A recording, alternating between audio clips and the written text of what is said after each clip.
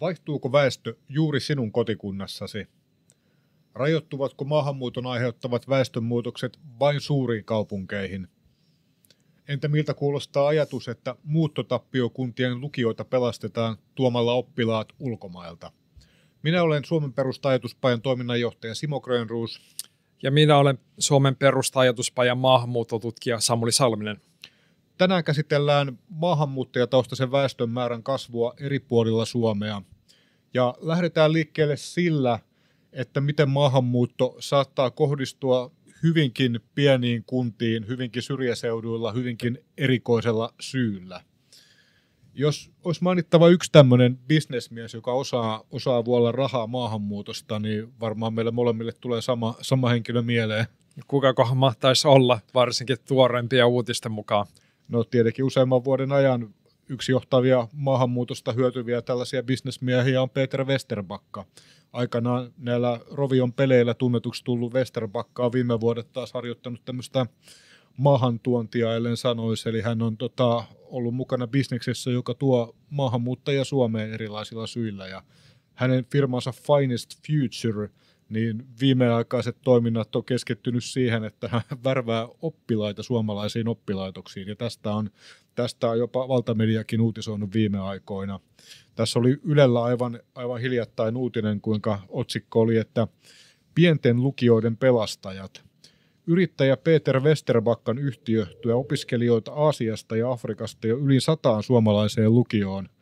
Rantasalmen lukion ykkösluokan opiskelijoista puolet on ulkomaalaisia. Eli aika hurja lukuja. Joo, Simo, mitä mieltä saat siitä, että pitäisikö Suomen toimia tällä tavalla käytännössä maailman sosiaalitoimistona tai käytännössä niin kuin opetustoimena? No kyllä tämä vähän omituiselta vaikuttaa, että mulla on se käsitys, että Suomessa julkiset rahat ei olisi niin ylitsevuotavan suurissa määrin, että niitä riittäisi ihan kaikkeen tällaiseen jaettavaan ja vielä kaikille maailman ihmisille, mutta ei tämä ihan ehkä yhteen mene sen sanoman kanssa, että täytyisi valtion taloutta enemmänkin trimmata ja saada julkisia menoja järkevämmälle mittakaavalle. Eli jos julkisten palvelujen säilyminen riippuu siitä, että tuodaan toi ulkomailta ties mistä kehitysmaista ihmisiä kuluttamaan niitä julkisia palveluita, niin pystyisikö tämän yleistää vaikka jotain sairaaloita tai terveyspalveluita koskemaan? Niin siis, jos on ajatuksena, että pelastetaan pikkukuntien lukiot sillä, että tuodaan ulkomailta oppilaita, niin miksei tämä olisi siitä tuonne sote-alueelle monistettavissa, että jos meillä on muuttotappioalueella pitää karsia vaikka sairaala- tai terveyskeskusverkostoa, niin samalla logiikallahan voitaisiin sitten alkaa tuoda ulkomailta potilaita ja sanoa, että hei, täällä on kysyntää palvelulle, että ei me voida lakkauttaa terveyskeskusta. Potilaita riittää, niin joo, tämähän olisi tällainen ikiliikkuja. Joo, kyllä, että tässä toki bisnesidea Vesterbackalle sitten ehkä olisi pitänyt pitää pienempää ääntä tästä ideasta. Joo, voi olla, että vähän vikatikki oli mainita. Mutta tosiaan tämä on niin kuin alleviivaa sen, että tässä ollaan todella omituisten kuvioiden juurella. Mutta tosiaan kupletin juonihan on se, että meillä on tällä hetkellä tilanne, että lain mukaan suomen- ja ruotsinkielinen lukio-opetus on ilmasta myös ulkomaalaisille. Ja tässä on tavallaan porsaareikä laissa ja on sitten ruvettu Vesterbackan ja kumppanien toimesta konsultoimaan kuntia ja tarjoamaan kunnille palveluita, että maksakaa meidän firmalle rahaa, niin me etsitään kehitysmaista teille oppilaita tänne näin. Ja nyt ollaan tässä tilanteessa, että löytyy tällaisia Rantasalmen lukion kaltaisia paikkoja, missä puolet oppilaista maahanmuuttajataustaisia. Ja hyvä muistaa, että tämä ei ole mitenkään ainutlaatuinen tapaus. Ja se, että näitä opiskelijoita haalitaan kehitysmaista, ei todellakaan tarkoita sitä, että he kaikki tulisivat tänne kielitaitoisina, siis suomea tai ruotsia osaavina, vaan tästäkin löytyy uutinen, taisi olla viime vuodelta, siitä, että miten koulu haali maailmalta kielitaidottomia opiskelijoita. Ja tämä on yksi esimerkki tästä ilmiöstä. Eli mitä järkeä, Simo, tässä on, vai onko tässä mitään järkeä, että haalitaan kehitysmaista mahdollisesti kielitaidottomia opiskelijoita Suomen kouluihin? No siis Rantasalmen tapauksessa, mitä Yle uutisoi, niin sinne tulee opiskelijoita haettu Vietnamista, Myanmarista, Thaimaasta ja Kiinasta, eli tosiaan kaukaa asti tullaan. Ja mikä tämän kupletin juoni siis on? Eli meillä valtio maksaa lukioille 12 000 euroa per oppilas valtion tukea. Eli yli 10 000 per tulija käytännössä. Jep. Ja keneltä se raha tulee, kerrotaan se vielä. No, tämä on niinku tavallaan tämmöinen hyvin täydelliseltä vaikuttava bisnesidea, eli Vesterbackan firma käy värväämässä Myanmarista tai Thaimaasta tuolta opiskelijoita, kenet perhe lähettää todennäköisesti sen takia, että tämä on oiva keino päästä länsimaihin asumaan, mikä on heidän lapselleen varmasti niin kuin hyvältä näyttävä tulevaisuus. Eli tuolta kehitysmaista lähetetään ihmisiä eurooppalaiseen tällaiseen kehittyneeseen maahan opiskelemaan, ja tietenkin siitä tämä tulija ja tulijan perhe hyötyy. Siitä hyötyy sitten Vesterbackan firma, se saa kunnilta rahat, ketkä kunnat palkkaa Vesterbackan firman värväämään näitä oppilaita, ja kunnat saa sitten valtiolta tukea sen mukaan, että kuinka paljon opiskelijoita tulee, tai kuinka paljon opiskelijoita ylipäätään on kunnassa. Että tässä niin kuin moni saa, maahanmuuttaja saa jotain, Vesterbackan firma saa jotain ja kunta saa jotain, mutta tietenkin sitten, mikä jää ehkä mainitsematta, että jokuhan tämän lystin maksaa, ja se on tietenkin suomalainen veronmaksaja, joka maksaa nämä 12 000 euroa vuodessa per tulija. Eli toisin sanoen Suomi toimii tässä käytännössä maailman niin kuin opetustoimena.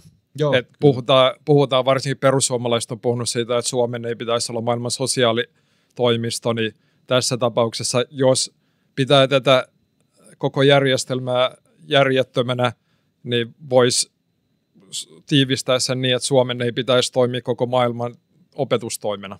Joo, juuri näin. Ja tosiaan, jos mittaluokkia katsoo, niin tällä hetkellä tämän Finest Future-firman välittäviä oppilaita, niin niitä on tällä hetkellä Suomen lukioissa tällä hetkellä 570 kappaletta Ylen mukaan ja 200 henkeä sitten ammatillisissa oppilaitoksissa, mutta Vesterbacalla on visioita, että hän haluaisi tuoda jopa 15 000 oppilasta Suomeen, eli tämä on vasta niin kuin käynnistymässä tämä homma, ja tämän niin kuin hankkeen ja tämän lain porsaanreikien älyttömyyttä kuvaa se, että jopa RKP-läinen opetusministeri Henriksson toppuutteli tätä systeemiä tuossa vuodenpäivät sitten. Et opetusministeriössäkin oltiin otettu laskukone laatikosta ja katsottu, että paljon tämä ralli maksaisi, jos Vesterbackan nämä visiot niin kuin toteutus. Niin tämä olisi niin kuin yli 300 miljoonaa euroa maksaisi suomalaisille veronmaksajille. Eli satoja miljoonia euroja.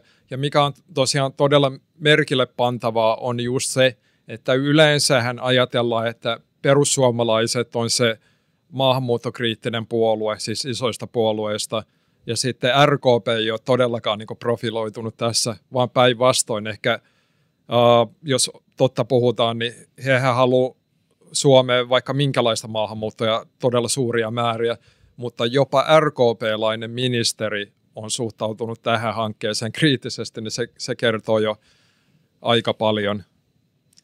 Mitä sä luulet, Simo, että jatkuuko kuitenkin tämä systeemi niin kauan aikaa, kun oppilaitoksilla ja näillä muilla tahoilla on tavallaan tällaiset rahalliset kannustimet tuoda niitä oppilaita, jopa kielitaidottomia oppilaita ympäri maailmaa? Kyllä mä luulen, että niin kauan kuin tämä systeemi mahdollistaa tämän, että laki sanoo, että pitää tarjota kaikille lukio-opetusta suomen ja ruotsin kielellä, niin toki tämä tilanne johtaa siitä, että Vesterbacka kuntien palkkaamana tulee jatkossakin värväämään ihmisiä ja kunnat tulee kilpailemaan siitä, että kuka saa eniten kuntiinsa näitä ulkomaisia opiskelijoita. Ja tietenkin tuolla on käytännössä loputon määrä ihmisiä kehitysmaista, jotka on valmiita tulemaan keinoilla millä tahansa länsimaihin asumaan, että oli se humanitaarinen väylä tai halpa työväylä tai opiskeluväylä, mikä on nyt ehkä isoiten kasvanut tämmöinen maahanmuuton väylä. Joten tämä ralli tulee kiihtymään vaan, ellei tälle ihan lakiteknisiä keinoja pistetä loppua.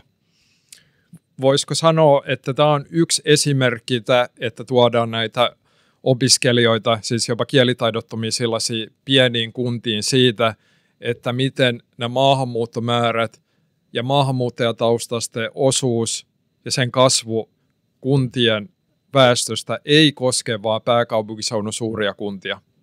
Se on juurikin näin. Ja meillähän on tosiaan tähän väestökello.fi-tietokantaan, mitä Suomen Perusta pitää yllä, niin tehty aivan juuri nytten niin päivityksiä, mitkä helpottaa etsimään tietoa eri kuntien tilanteesta, että jokainen voi katsoa omasta kotikunnastaan, että miten siellä on maahanmuuttajien osuus väestöstä kasvanut viime vuosikymmenten aikana, niin sähän voisit vähän kertoa, että minkälaista tietoa täältä tietokannasta löytyy nyt, ja käydään vaikka jotain esimerkkejä läpi. Joo, tehdään niin, eli mennään nyt sellaiseen lyhyen esittelyvideoon koskien sitä väestökelloa ja sen uutta ominaisuutta. Väestökellohan löytyy osoitteesta väestökello.fi.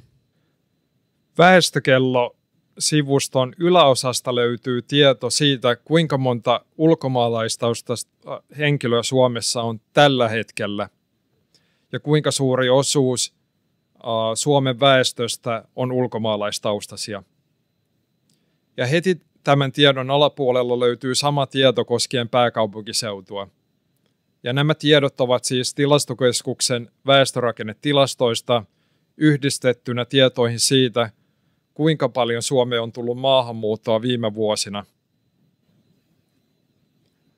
Ja heti näiden tietojen alapuolella on tämä uusi ominaisuus, joita tämä video pääasiallisesti koskee. Eli tästä kohdasta sivustoa löytyy tieto siitä, mikä on ulkomaalaistaustaisten osuus Suomen kuntien väestöissä vuosina 1990-2023. Ja kun tänne sivustolle tulee, niin tämä kuvio on tyhjä. Täällä sanotaan, että valitse kunta valikosta yllä, ja tässä on tämä valikko. Sinne voi kirjoittaa minkä tahansa kunnan nimen.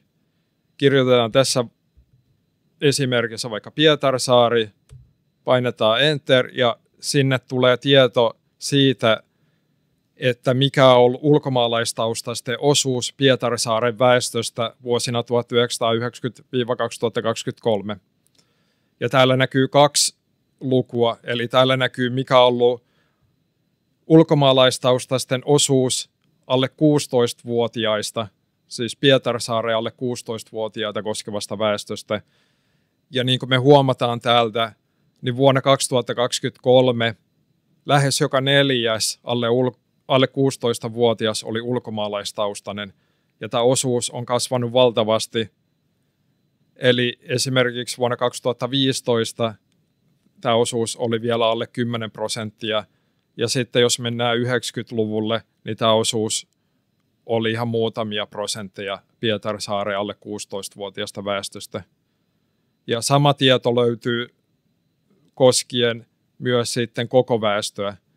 Eli Pietarsaaren koko väestöstä jo lähes 16% oli ulkomaalaistaustaisia vuonna 2023.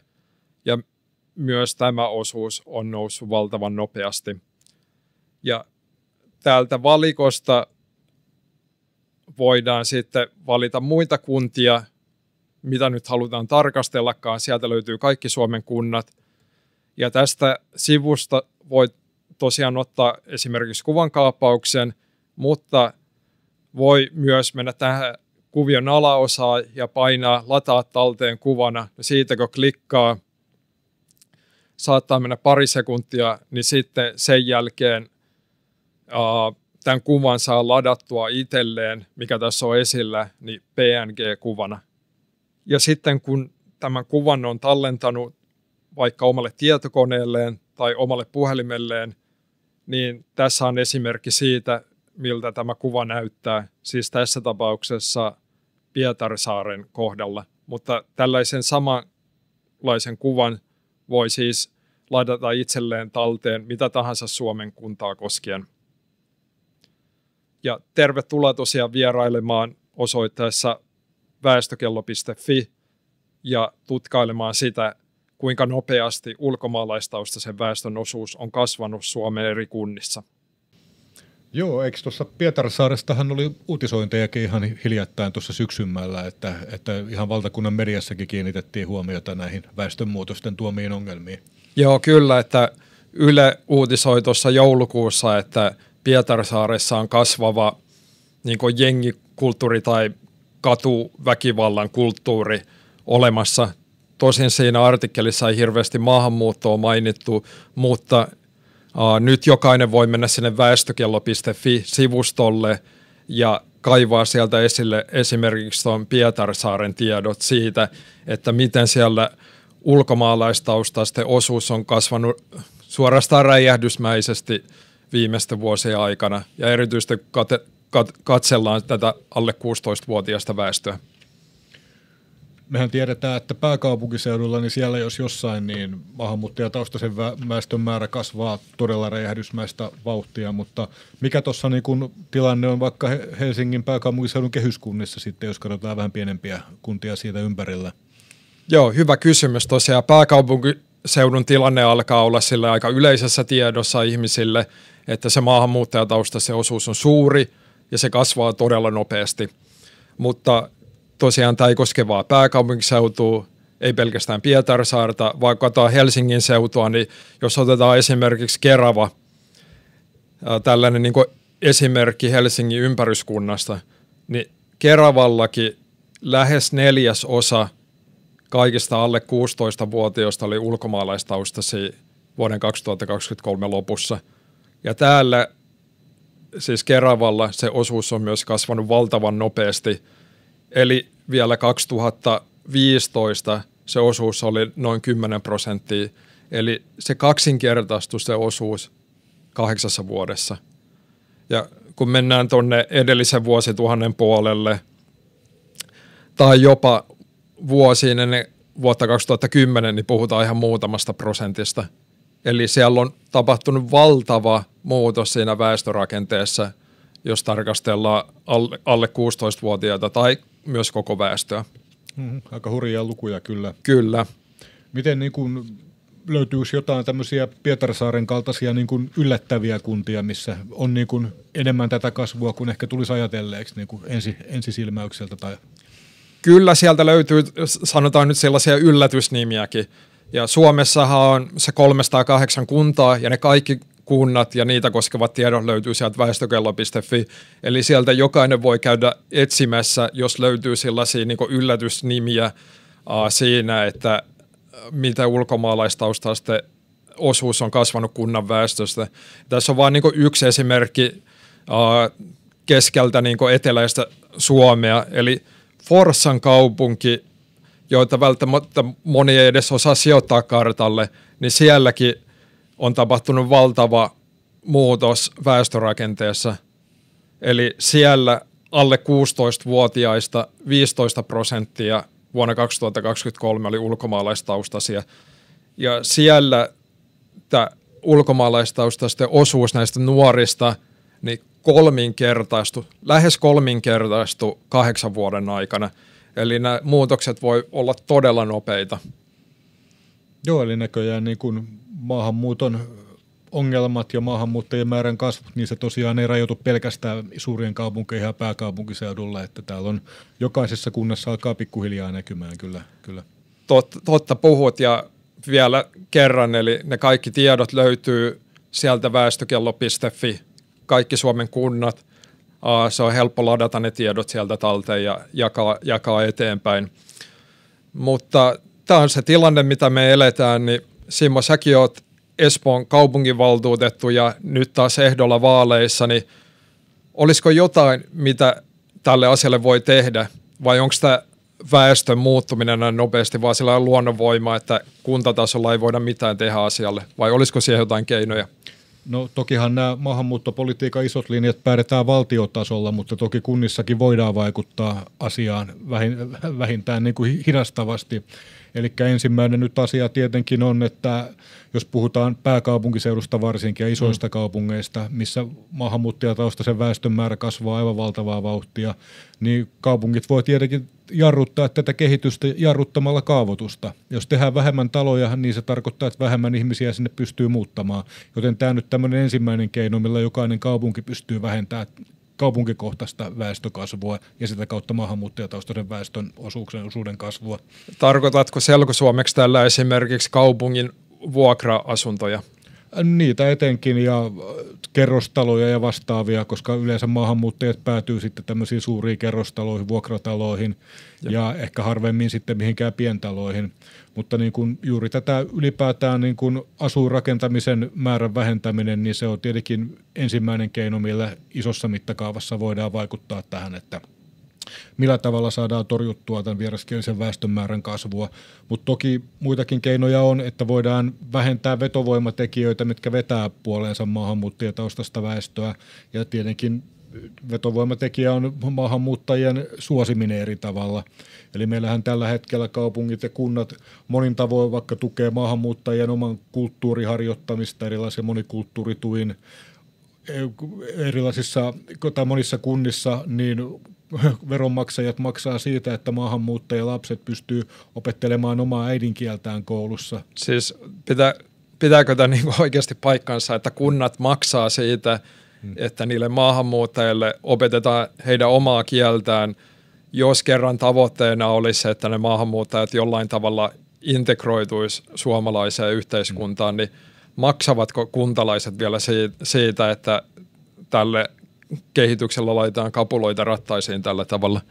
Joo, siis verovaroista kustannetaan kaupungeissa, että maahanmuuttajille tarjotaan 10 eri kielillä oman kielen opetusta. Eli kun jossain isommissa kaupungeissa siellä on niin kuin lukemattomia erilaisia kieliryhmiä asuu, niin ne lasketaan 10 ne vieraat kielet, millä kaupungit tarjoaa verovaroin maksettua oman kielen opetusta, mikä niin kuin on arkijärjen mukaan aivan niin kuin vastoin tämmöisen integroitumisen periaatteet, että kyllähän pitäisi maassa maan tavalla ja Suomessa suomen kielellä, mutta tämä on niin kuin nykytilanne. Ja tietenkin muitakin keinoja on, millä voidaan kunnissa vaikuttaa, että kiintiöpakolaisten, turvapaikan saaneiden, niin kuin niitä sijoitetaan eri puolille Suomea, niin kunnat voi kieltäytyä ottamasta tämmöisiä vastaan. Eli se ei ole tosiaan mikään pakko näille kunnille ottaa vastaan, vaan se on heidän oma päätös vai? Joo, kyllä. Että kun esimerkiksi kiintiöpakolaisia, niille etsitään kotikuntia eri puolilta Suomea, niin se on kunnan oma päätös, että odotetaanko niitä kuntaa vai ei. Ja esimerkiksi monet kunnat harjoittaa myös erilaista positiivista syrjintää, eli jos samaan tehtävään on vaikka lähestulkoon yhtä pätevät henkilöt hakemassa, niin kunnat voi suosia maahanmuuttajataustaisia henkilöitä tällaisessa palkkaamisessa, ja monilla kunnilla isoilla kaupungilla varsinkin on periaateohjelmissa, että pyritään nostamaan maahanmuuttajataustaisten työntekijöiden määrä vaikka vastaamaan heidän määräänsä kaupungin väestöstä, ja millä tavalla muulla sä tämmöiseen niin kuin tavoitteeseen koetat päästä kuin sillä, että sä syrjit suomalaisia työnhakijoita sitten. Ehkä toi oli se niin kuin selkosuomeksi sanottu, että mistä on kyse. Eli siihen liitetään tällainen etuliite kuin positiivinen, mutta käytännössä siinä on kyse siitä syrjinnästä. Joo, siis, kyllä. Syrjintä nyt itsessään on vähän kielteinen sana, niin sitä on yritetty sitten parantaa tämmöisellä positiivinen liitteellä siinä. Niin. Nyt me puhuttiin tosiaan näistä kunnan tavallaan omista toimista, että mitä kunta voi tehdä niin kuin, oman niin kuin, päätösvallan sisällä, mutta ovatko kunnat aivan toimettomia niin kuin valtion harjoittamaan maahanmuuttopolitiikan suhteen? No tietenkin kunnat voi käyttää mielipidevaltaa, ja kyllähän valtio käy vuoropuhelua kuntien kanssa eri asioista ja kuuntelee kuntien mielipidettä, niin yleensä kuntien sanoma maahanmuuttoon liittyvissä asioissa on ollut se, että antakaa rahaa, että maahanmuutto tulee meille kalliiksi. Tämä onkin hauska kysymys, sillä samat henkilöt, mitkä muissa yhteyksissä puhuu, että me tarvitaan ja me ei selvitä ilman maahanmuuttoa, niin ne on sitten jos ne edustaa kuntaa eri virkamiehinä tai poliitikkoina, ja ne on sitten keskusteluyhteydessä valtion suuntaan, niin tässä keskustelussa ei puhutakaan, että kuinka maahanmuutto on rikkaus ja ihana asia, vaan tässä puhutaan, että valtion pitäisi korvata paremmin kunnille maahanmuuton aiheuttamat kulut. Tämä on ihan jatkuva keskustelu kuntien ja valtion välillä. Mikä ristiriita tässä onkaan, että miten niin kuin maahanmuutto on toisessa yhteydessä rikkaus, ja sitä tarvitaan lisää, ja me ei selvitä ilman sitä. Ja sitten kun katsotaan kuntien keskustelu valtion suuntaan, niin se on silloin kuluerä, josta valtion pitää korvata. Tämä on ristiriita, mutta millä tavalla sitten kuntien pitäisi toimia keskustelussaan valtion suhteen, niin silloin olisi järkevämpää tietenkin kuntien laittaa viestiä valtion suuntaan, että hei, maahanmuutto maksaa meidän veronmaksajille, rapauttaa julkisia palveluita, joten valtion täytyisi kiristää maahanmuuttopolitiikkaa, että ei tulisi näin paljon tällaisia ihmisiä meidän kuntiin, jotka aiheuttaa ongelmia. Joten tämä olisi semmoinen yksi kanssa, jos kunnissa pystytään vähentämään kaavoitusta, vähentämään rakentamista, poistamaan maahanmuuttajien niiden omat palvelut ja oman kielen tukeminen, niin yhtä lailla kunnat voi myös tässä edunvalvonnassa valtion suhteen niin ottaa kärjeksi enemmänkin se, että vaaditaan maahanmuuton kiristämistä, kun että vaadittaisiin rahaa kotouttamiseen. Tämä kuulostaa todella hyviltä ideoilta, kun tietää, että kuinka paljon maahanmuutto rasittaa just kuntien taloutta, niin kuin esimerkiksi pääkaupunkiseudun kuntien johtajat on todennut julkisuudessa just sinne valtion suhteen, mutta olennainen kysymys onkin, että miten sinne kuntiin saataisiin sellaiset päättäjät, jotka ehkäisisivät tällaisen haitallisen maahanmuuton niin kuin saapumista sinne kuntaan ja toisaalta viestis valtion suhteen, että maahanmuuttopolitiikkaa olisi syytä järkevöittää.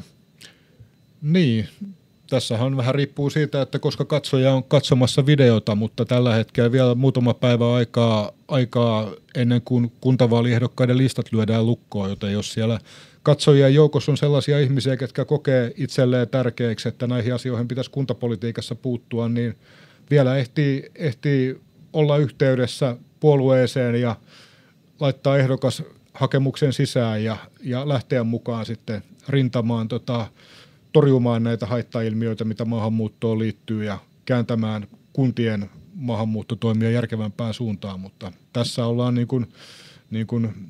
tässä täytyy olla hyvin kiireinen, jos niin kuin haluaa vielä lähteä mukaan näihin vaaleihin.